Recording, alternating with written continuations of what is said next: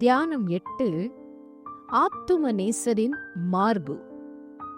வேத பகுதி.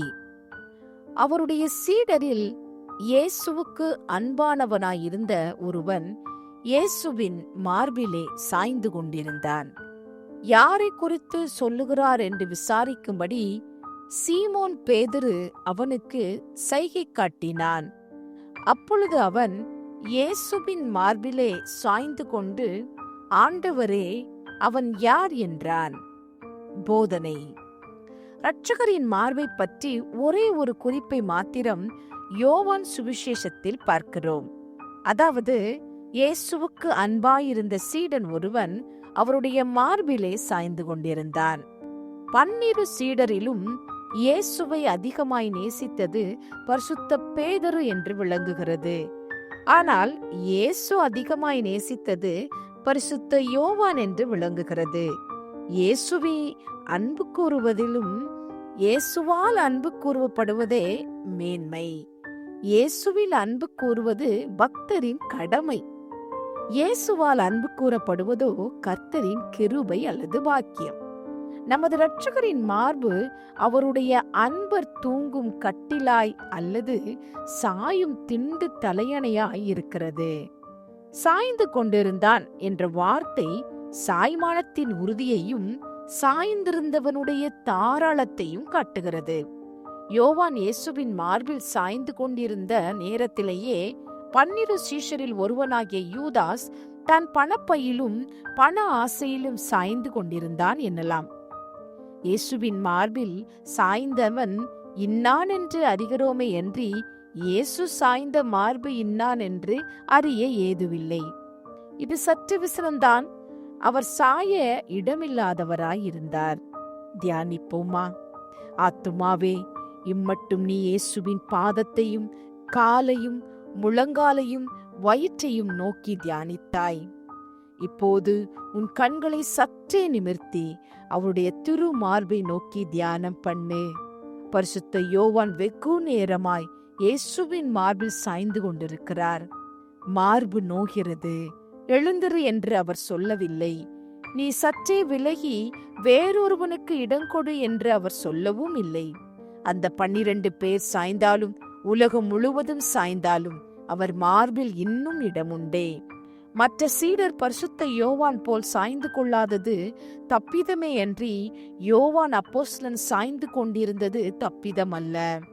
யோவான் இயேசுவின் மார்பில் சாய்ந்திருந்த முகாந்திரம் என்ன? அவர்கள் தேசத்துக்கும் ஜாதிக்கும் அது வழக்கம் என்று சொல்லி அற்பமாய் தள்ளிவிடாதே.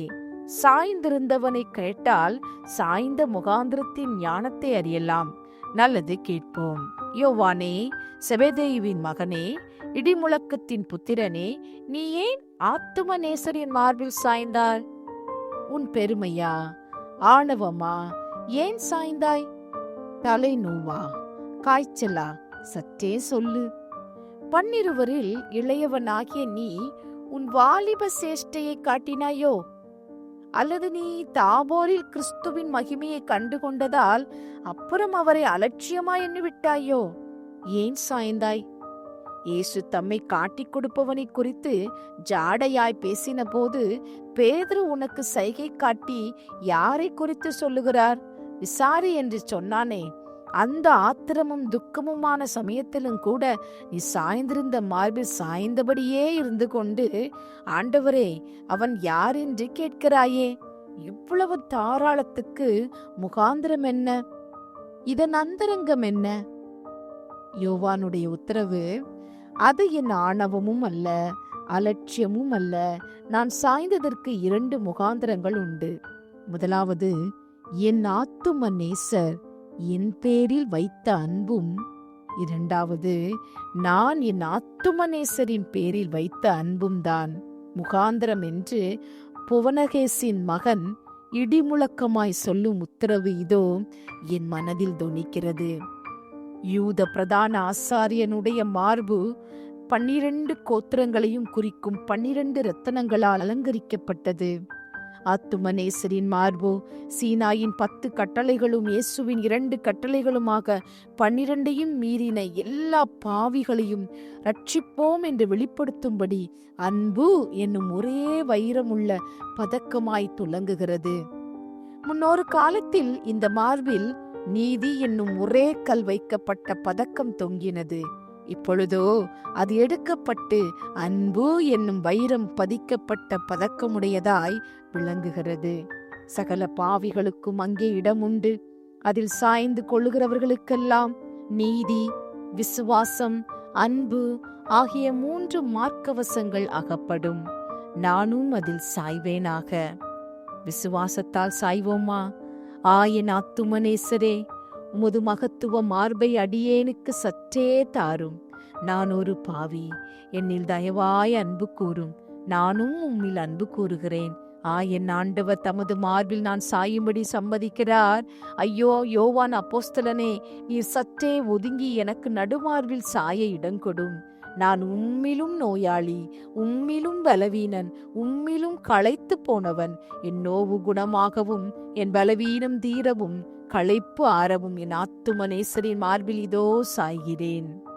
அல்லேலூயா, அல்லேலூயா, அல்லேலூயா, ஆமேன். என் ஆத்துமநேசரின் மார்பு இலவம் பஞ்சிலும் மெதுவாயிருக்கிறது. என் பாவ நோய் தீருகிறது.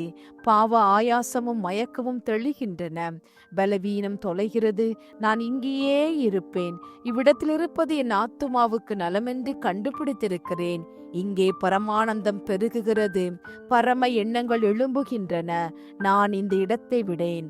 1000 பேர் வந்து என்னை துரத்தினாலும் இந்த கண்மலை ஒதுக்கத்தை விட்டு போகேன். நெருக்கினாலும் விலகேன். நசுங்கினாலும் இந்த மார்பிலிருந்து கொண்டே சாய்வேன். ஆனந்த மௌனமாக சொல்லுவோமா? வாசிக்கிறவனே, கேட்கிறவர்களை நீ சற்று நேரம் முழங்காலில் நின்று கொண்டு ஒன்றும் பேசாதபடி உன் உதடுகளை காத்து, இரட்சகருடைய மார்பு பாவிகளுக்கு ஒரு சாய்மானம் போல் இருக்கிறது என்பதை மாத்திரம் மனதில் உணர்ந்து அதன் ஆனந்தத்தால் ஆவியில் மகிழ்ச்சியை அனுபவித்துக்கொள். ஜெபிப்போமா? என் இன்ப படுக்கையாகிய இயேசுவே, என் பேரின்ப மெத்தையே, என் புஷ்ப மஞ்சமே, செபேதேவின் மகனாகிய யோவானுக்கு உமது மார்பில் இடம் கொடுத்தீர். உம்முடைய மகனாகிய எனக்கும் இடம் தாரும். என் ஆத்துமா துக்கமாய் தூங்கும் ஊஞ்சலே, உமது மார்பில் சாய கிருபை செய்யும். நான் பிறந்து இத்தனை வருடமாகிறது. இவ்வளவு காலமும் நான் என் ஆத்துமாவை அதே விதமான கட்டிலில் கிடைத்து அது சுகமாய் தூங்கும்படி தாளாட்டினேன். அது நித்திரையை கண்டதில்லை. நான் நித்திரை போக வேறு யாதொரு இடமும் இல்லை. உமது திரு மார்பே என் ஆத்துமா சுகமாய் தங்குமிடமென்று கண்டேன்.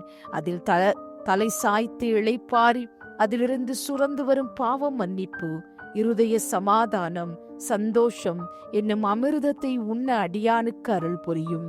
பிதா, குமாரன், பரிசுத்த ஆவியின் நாமத்தினாலே ஆமேன். என் ஆத்துமா கர்த்தரை மகிமைப்படுத்துகிறது. என் ஆவி என் இரட்சகராகிய தேவனில் களிகூறுகிறது. ஏனெனில் அவர் தமது அடிமையின் தாழ்மையை நோக்கி பார்த்தார்.